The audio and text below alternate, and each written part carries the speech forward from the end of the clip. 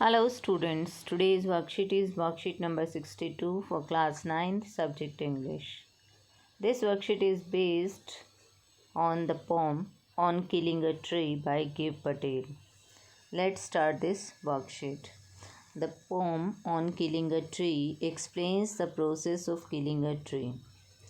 ये जो कविता है ऑन किलिंग अ ट्री हमें बताती है उस प्रक्रिया के बारे में, प्रोसेस के बारे में कि कैसे एक ट्री को किल कर सकते हैं, मार सकते हैं. The poet says that killing a tree is a difficult and time consuming process. कवि कहता है कि किसी भी पेड़ को मारना एक बहुत ही मुश्किल और टाइम कंज्यूमिंग, बहुत ही टाइम लेने वाला प्रोसेस होता है. Simply stabbing it with a knife is not enough to kill it because it has grown on nourishment from the nutrients found in the earth and on years of sunlight, water and air.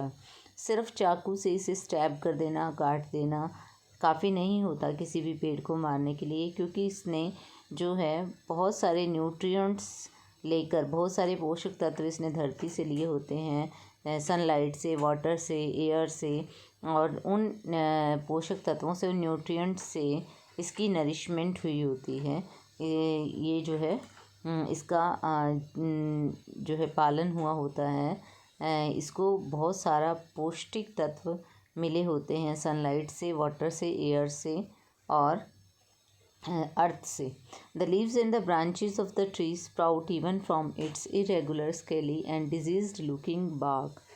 जो इसकी पत्तियां होती हैं और जो शाखाएं होती हैं वो इसकी जो स्केली, इरेगुलर, अनियमित और स्केली जो धारीदार और बीमार सा लगने वाला जो इसका बाग होता है, जो तना होता है, उससे जो है इसकी पत्तियां और नई नई शाखाएं जो हैं फूट पड़ती हैं. So hacking a tree with a knife or an axe or chopping off a bough may cause pain to the tree but it is not enough to bring a tree down.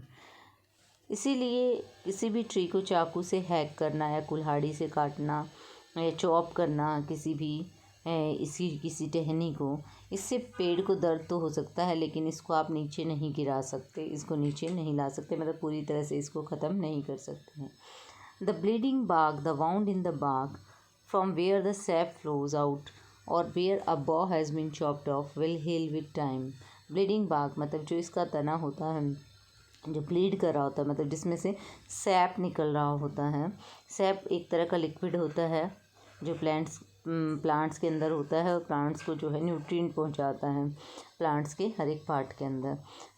Trees में तो जहाँ पर भी bleeding बाग इसीलिए कहा गया है, जहाँ से भी आप उसको काटेंगे, बाउंड करेंगे, उसमें घाव देंगे पेड़ को, तो वहाँ से सैप निकलेगा, तो ये लिक्विड निकलता है. तो इस लिक्विड से जो है यदि कोई टहनी को चॉप करते हैं आप, तो वो भी लिक्विड वहाँ से निकलेगा और वो टाइम के साथ उसका घाव जो है भर जाएगा. New green twigs will grow again, और नई नई टहनियाँ फिर से आ जाएंगी. Boughs that were chopped off will be replaced by new boughs, और नई जो शाखाएँ हैं, जो शाखाएँ काट दी गई हैं, फिर से नई शाखाएँ उनको रिप्लेस कर देंगी, फिर से नई आ जाएंगी टहनियाँ. And the tree will regain it's farmer size if it is not harmed again.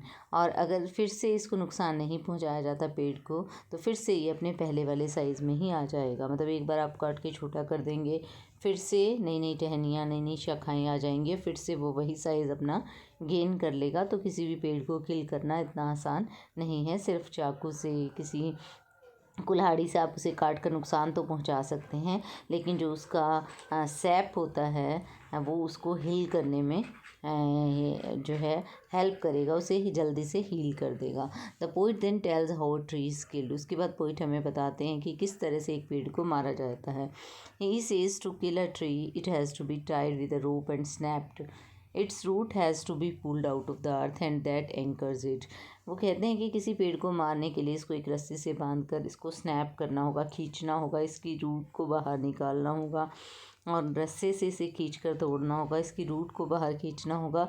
Root जो कि इसकी जड़ है, जो कि धरती के अंदर है और जो इसे सहारा देती है इस पेड़ को, तो जिसके सहारे ये खड़ा होता है, उसी जड़ को हमें बाहर निकालना होगा. Once the centre the life source the root is exposed the tree becomes weak. अगर आप इसके केंद्र को जो कि इसका लाइफ सोर्स है, जो कि जड़ है, उसे ही एक्सपोज कर देंगे, उसे ही बाहर निकाल देंगे, तो ये पेड़ जो है कमज़ोर हो जाएगा। The source is described as white and wet, probably referring to the tree sap which is a white liquid.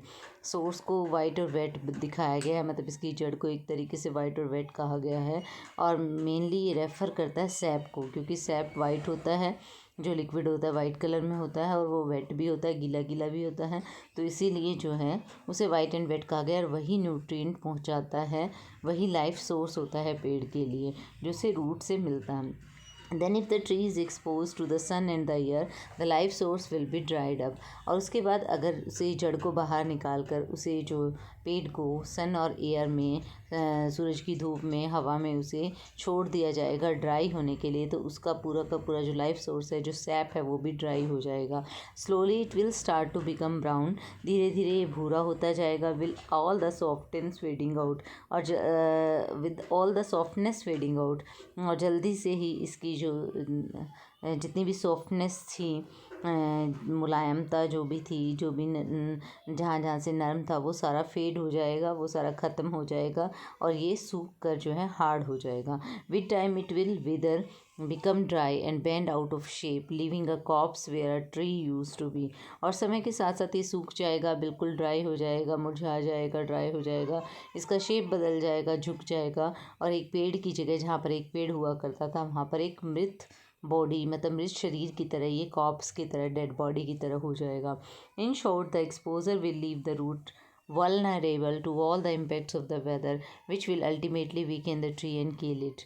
अगर हम संक्षेप में कहें तो जब आप इसको एक्सपोज करेंगे, मतलब जड़ को जब बाहर निकाल देंगे, और जो जड़ है सारे वेदर के इम्पैक्ट्स को टॉलरेट करेगी, जब मौसम बदलेगा बार बार, तो हर मौसम को जो है उसका प्रभाव पड़ेगा, और उसकी वजह से वो पेड़ कमज़ोर हो जाएगा, और वो पेड़ मर जाएगा। मतलब उसके ऊपर बहुत गर्मी पड़ेगी, बहुत ज़्यादा हवा में वो सूख जाएगी, तो इस तरीके से पेड़ जो है पूरी तरीके से सूख जाएगा और कमज़ोर हो जाएगा, और पेड़ मर जाएगा। तो पेड़ को मारना जो है इतना आसान नहीं है। पोइट ने कहा है कि अगर पेड़ को मारना है तो उसे जड़ से उखाड़ना होगा, और जड़ से उखाड़ने से ही उसका जो कि उसका बेसिक जो लाइफ सोर्स है वो ख़त्म करना होगा, उसे निकाल कर विदर करना होगा, ड्राई करना होगा, सन एंड एयर को के एक्सपोजर में उसे छोड़ना होगा। उसके बाद वो समय के साथ साथ सूख कर जो है मर जाएगा। लेकिन सिर्फ हैकिंग करने से, चॉपिंग करने से पेड़ नहीं मरता, वो फिर से नई नई टहनियाँ, नई नई ब्रांचेस जो है, न्यू लीव्स आ जाते हैं, न्यू ब्रांचेस आ जाती हैं, और फिर से वो अपना साइज़ रीगेन कर लेता है। Now read the extract given below and answer the questions that follow. So hack and chop, but this alone won't do it. Not so much pain will do it. The bleeding bark will heal, and from close to the ground will rise curled green twigs, miniature bow, which if unchecked will expand again to former size. सिर्फ hacking और chopping से, सिर्फ काटने से, आप knife ले लें या आप एक्स ले लें, उससे काटते हैं, हैक करते हैं पेड़ को, तो उससे पेड़ जो है नहीं मरता है। Not so much pain will do it, और ज़्यादा आप इसको पेन भी नहीं दे पाएंगे। जो ब्लीडिंग बार्क होगा इसका, यानी कि जब तने से इसके जो सैप निकलेगा, जो ब्लीडिंग होगी, जो सैप निकलेगा, जो लिक्विड निकलेगा, वो इसको हील कर देगा, इसके घाव को। और फिर ग्राउंड के क्लोज से, यानी कि ज़मीन के नज़दीक से नई नई फिर से ट्विग्स जो हैं, ग्रीन ट्विग्स, कर्ल्ड ट्विग्स जो हैं, वो बाहर आ जाएंगी, और छोटी छोटी शाखाएं आ जाएंगी। अगर उन्हें नहीं चेक किया जाएगा, अगर उन्हें रोका नहीं जाएगा, फिर से उसे हार्म नहीं पहुंचाया जाएगा, फिर काटा नहीं जाएगा, वो फिर से बढ़ जाएंगी, फिर से एक्सपेंड कर जाएंगी, और पेड़ पहले से अपने पहले वाले फॉर्मर साइज़ के अंदर आ जाएगा। आप देखिए नीचे क्वेश्चंस दिए गए हैं।